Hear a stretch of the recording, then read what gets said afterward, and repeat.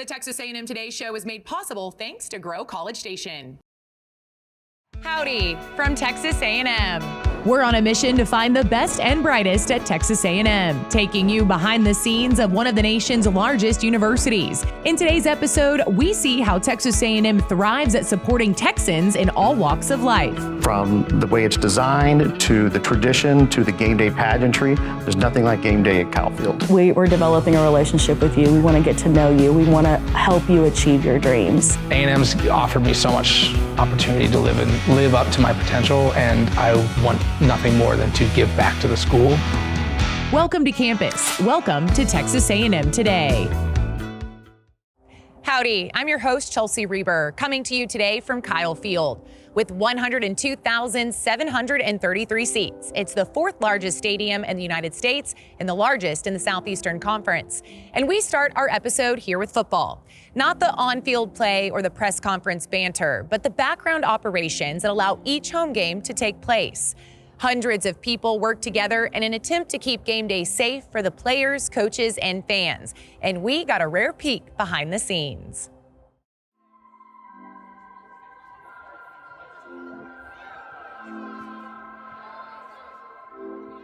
Kyle Field has a capacity of 102,733. That makes it the largest stadium in Texas, the largest stadium in the SEC, and it's the sixth largest sports stadium in the world. It's right here at Texas A&M in College Station, Texas.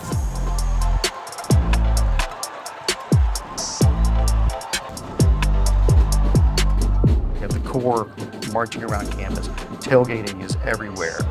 Nobody's got a bigger student section in the country than Texas A&M. The camaraderie from former students, current students, students who hope to come to A&M one day.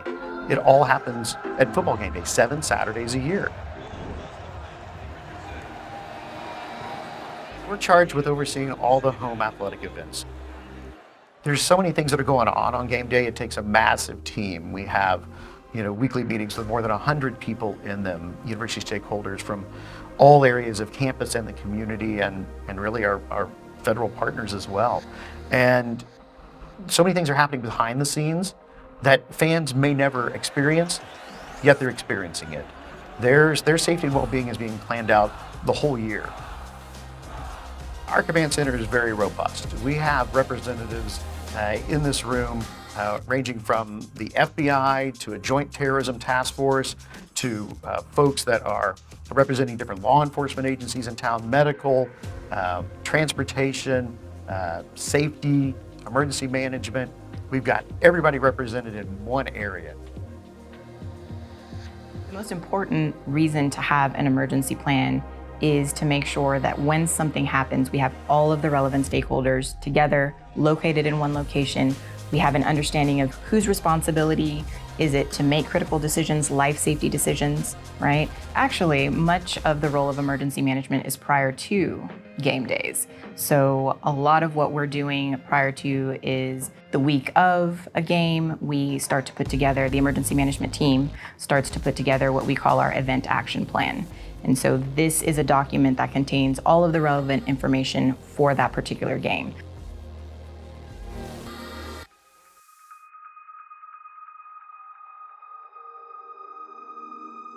I think that our partnerships that we have here with other entities on campus and how we work with them day in and day out as police is very unique for our campus. So all of the work that we put in beforehand allows us to have a great experience during game day, allows our fans to have a great experience during game day, and our work to try to keep them safe. We have all of these opportunities to help people with life issues that confront them. That is our why as a department. And I truly believe in that, and that's what I stress to our department, that in any interaction that we have, how can we help people? There's just so much that goes into the game day experience that I think that fans don't necessarily know or realize or sometimes even appreciate. We set up several hours before gates open. We're here several hours after the game ends, all to ensure that the fans have the safest experience possible, and that if a small emergency arises, that they're taken care of.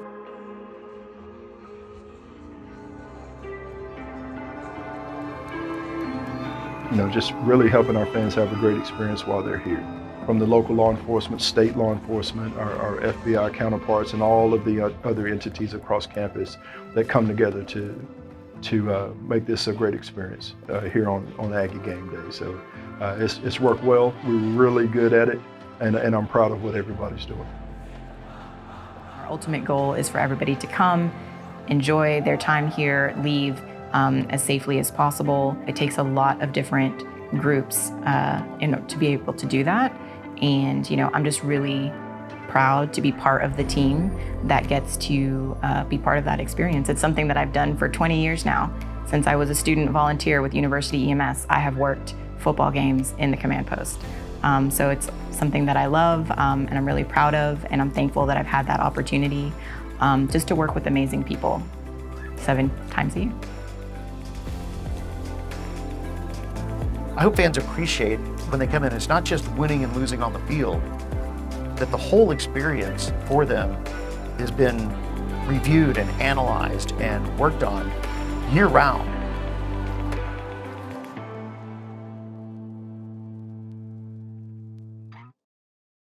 Pregnancy, birth, and early childhood can be a daunting time, especially for first-time mothers in need of resources. Enter Nurse Family Partnership from the Texas A&M School of Nursing. Specially trained nurses empower families in our community through home visits, giving them support they may not have received any other way.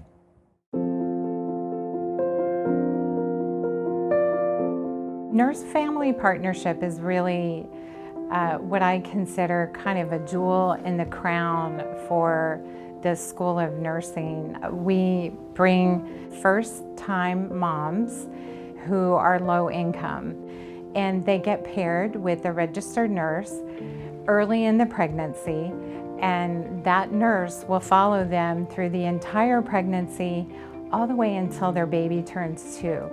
So it's a long-term relationship with the nurse. So we like to think of it as the women who are enrolled in the program as having their own personal nurse who's going to really guide them through this whole pregnancy journey and then beyond for the first 2 years. We started our program in September 2021. It's actually a national program that exists in more than 40 states across the U.S., even international. So we have 5 full-time RNs. One of the requirements of the program is that the nurses have a BSN, or a Bachelor of Science in Nursing. So they really are required to be, when I say highly experienced, highly educated, highly trained, they really are. My name is Sarah Daly, and I am a nurse home visitor for Nurse Family Partnership at Texas A&M School of Nursing. I have been in this role for a year now. And before that, I was a postpartum nurse for, I think, 5 years, and then before that, I did med-surg for 2 and oncology for 1. My favorite part about the job at the hospital was doing discharges with the moms before they go home and doing that teaching. And so I was like, wow, this job is literally taking the favorite part about my job and doing just that. So a big motto of Nurse Family Partnership is meeting the patient where they're at. The content of the visit is going to be driven by that pregnancy or postpartum stage that the client is in.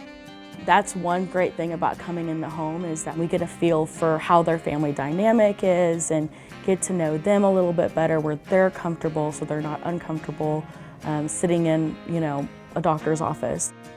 Our normal caseload is about 25, and we've ramped up in the past year. So I've gained 20 clients in the past year.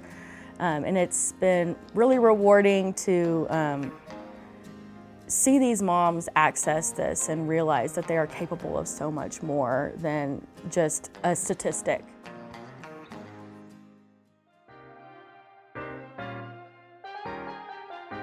So Rocky and Ashley were actually my first client. Rocky is an incredible, she's very small for her age, but her development is through the roof. She's always been at least 1 month ahead based on developmental tendencies when we do screenings. And a lot of it has to do with Ashley. I'm Ashley, and this is my daughter, Rocky. I was just looking to get some information on maybe a doula or something, something a little more comfortable, maybe at home. And when I was looking, I ended up coming across a read on NFP, not knowing what it was. Got a little information on it and decided to sign up just to kind of, give it a test run. And I ended up joining the program, and that was 2.5 years ago, and now I'm here. She usually will bring the toys for Rocky to play with, and then for me, just letting me know if there's anything that I may need, she's there to help. We make sure that they know all the resources that they actually do have. They don't realize, a lot of times they don't realize how much that they actually have access to. As a new parent, I think it would be really good to know the resources that you have in front of you. So I would definitely recommend it for new parents. And it's free. It's free at no cost. So whatever you may need, the help is there. So, it's always great to have any kind of help, especially being a parent. Thank you, Daddy. You can plan and plan and plan and still not be ready. It doesn't matter. Life throws unexpected turns all the way, but the good news is that I'm here to help you. This one. Froggy. If you know a soon-to-be mom that could benefit from this program, we've put an application link on the Texas A&M Today show page on our website. Now it's time for an Aggie Fact. The main stairwell of the Clayburgh Center pays homage to the cattle industry. When Clayburgh was built on the west side of campus in 1978, 254 oak planks were placed on the walls, one for each Texas county. At the dedication, cattle raisers from across the state were invited to bring their branding irons and burn their ranch brands onto the wall. The response was so overwhelming, the brand new fire alarm had to be turned off, and bathroom toilets became cooling spots for hot irons. Some of the state's most iconic ranches, such as King Ranch, XIT Ranch, and Wagner Ranch, are among nearly 2,500 brands that line the walls to this day. Getting paid to eat. A dream for many, but at Texas A&M, it's a reality, at least for a few people with well-trained palates. Tucked away in the corner of the Clayburgh Center is a lab dedicated to taste. Sit through 12 months of training and you could taste the next type of peanut butter, spinach, steak, or antelope. It's all in an effort to improve what we eat and even introduce new foods to our palates. And today, I'm the test subject. It's a lot of fun, but a lot of work, and there aren't that many people who want to concentrate on beef flavor and beef texture at the same level that we do. The Sensory Science Evaluation Laboratory has been conducting research since the 1950s and moved into Clayburgh in 1978. What is the Sensory Lab? Some people might think this looks like a restaurant or a kitchen, but it's actually a lab, and what we have here is we have the ability to control how we cook, how we present food products to people. Besides beef, the lab has tested pork, lamb, rice, pecans, cantaloupe, honeydew, whiskey, coffee, and wine. Well, it sounds fun, but it also sounds complicated, which is why your tasters undergo 12 months of training. Yes. Why so long? I have to remove all the other extraneous psychological factors that may influence their sensory verdicts. And we have over 35 flavor attributes that we evaluate. All right, Rhonda, I've got my lab coat on. I'm ready to go. I am ready to do some tasting. Oh, good. I can hardly wait. So beef flavor ID, it's identified here as that flavor that's associated with eating beef. This first one is Swanson's beef broth. That beef part of it is a 5, or just slightly intense, identifiable. I was going to stop and get you some beef brisket at a barbecue place. I didn't. Okay. So I bought you a pot roast. Perfect. So I would normally call that an 11. After going into the tasting booth and scoring the samples myself, I reviewed my results with Dr. Miller. So in the first sample that you evaluated, that was this sample right here. Tell me what you thought of it. So I recognized the beef identity to be kind of just in the middle somewhere. And then the fat-like was very small. This is kind of our standard of reference. This is what we give them and that they learn the most about. And so a 6 for beef identity is actually what they called the most. So you did really good. Now, what did you think about the next sample, 601? I ranked the beef identity just a little bit lower because it didn't have quite that forward beef taste. And then it definitely didn't have a lot of the brown roasted characteristic either. That's very good as well. Now, one more sample. What'd you think about this 4th sample? So this one wasn't quite as fatty, and then the brown roasted was a little bit higher than the 2 earlier samples. So, and that's what we expect. We expect it to have a little bit more beef identity, a little bit more brown roasted. Well, Rhonda, thank you so much for everything today. I appreciate it. Well, thank you. I really appreciate you coming over. Texas A&M is a great choice for veterans who want to begin or continue their education. Why? In part because of the Don and Ellie Knaus Veteran Resource and Support Center. Ran by veterans for veterans, the center helps soldiers adapt back to civilian and college life, aiding in every step along the way.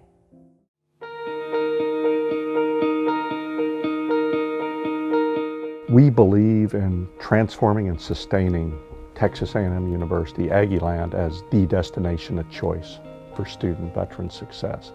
We exist really to serve well those who have served us.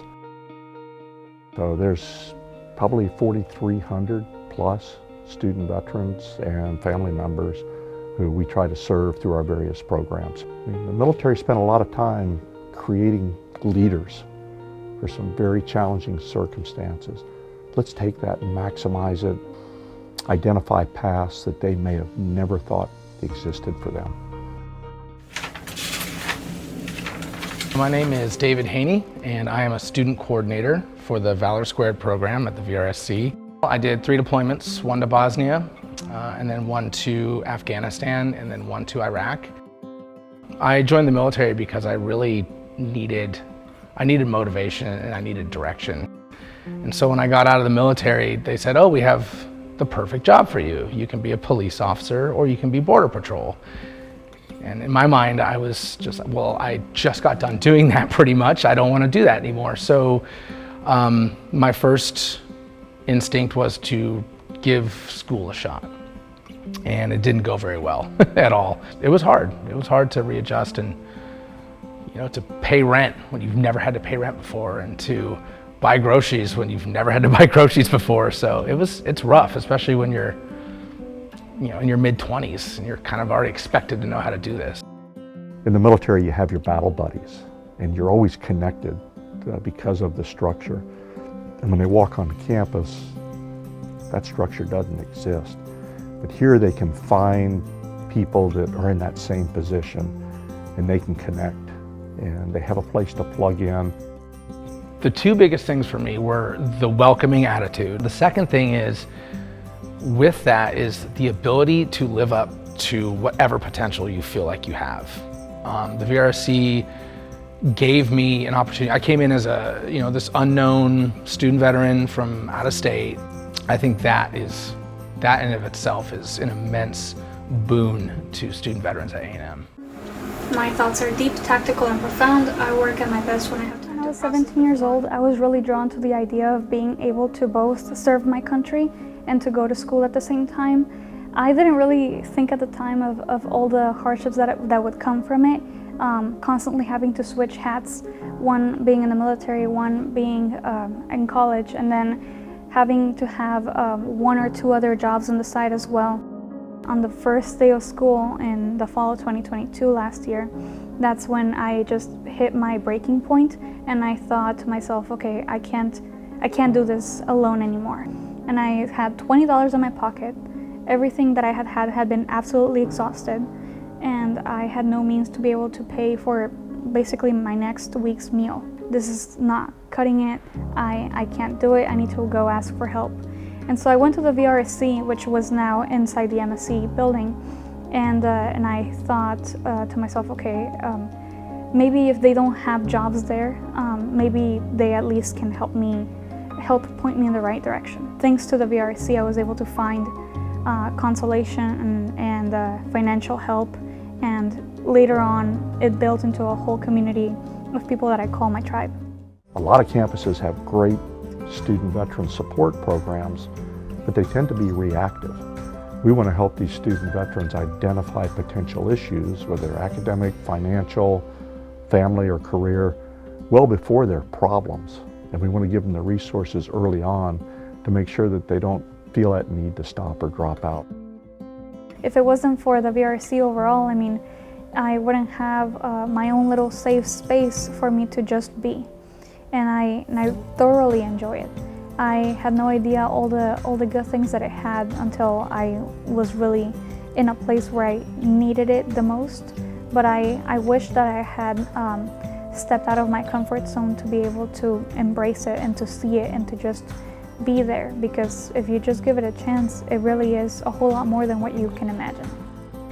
The one thing that being here at Texas A&M and being a part of the Veteran Resource and Support Center has shown me that I can do the most good and have the greatest impact on the most people. A&M's offered me so much opportunity to live up to my potential, and I want nothing more than to give back to the school through the veterans.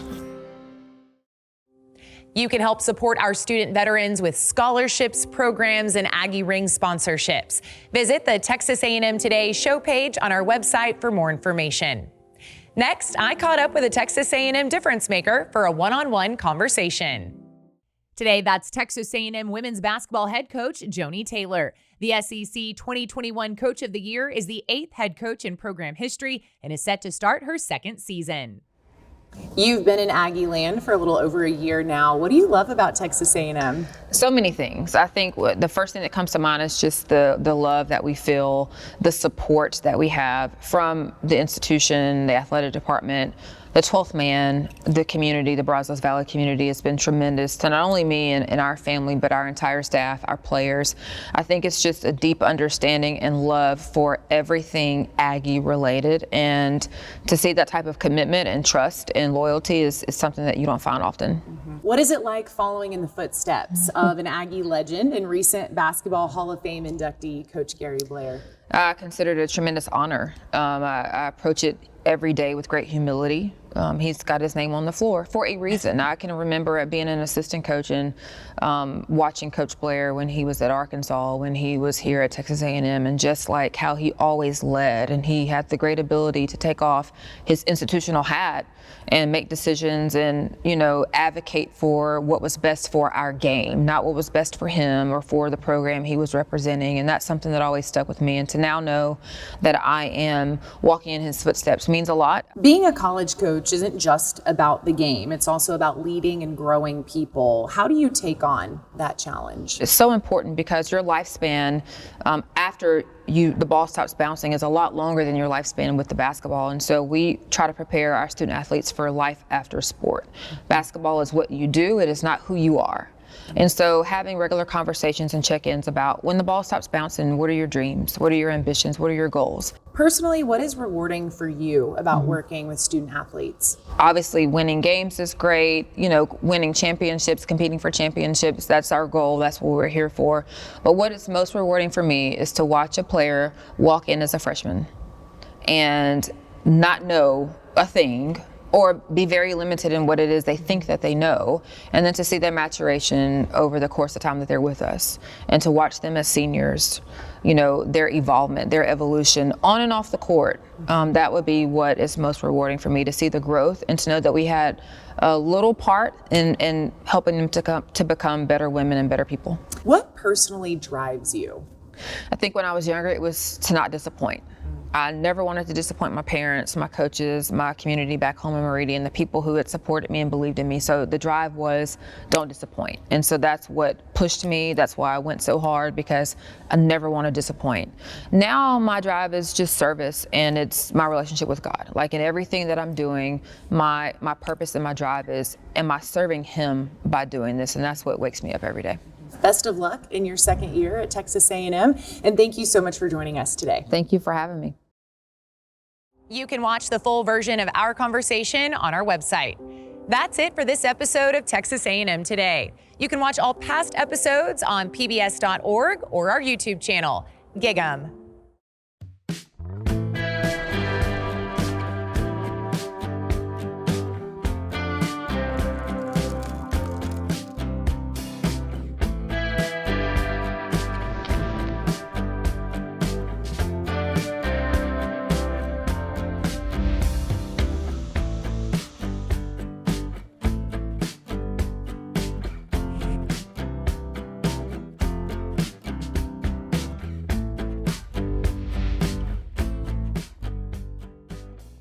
The Texas A&M Today show is made possible thanks to Grow College Station.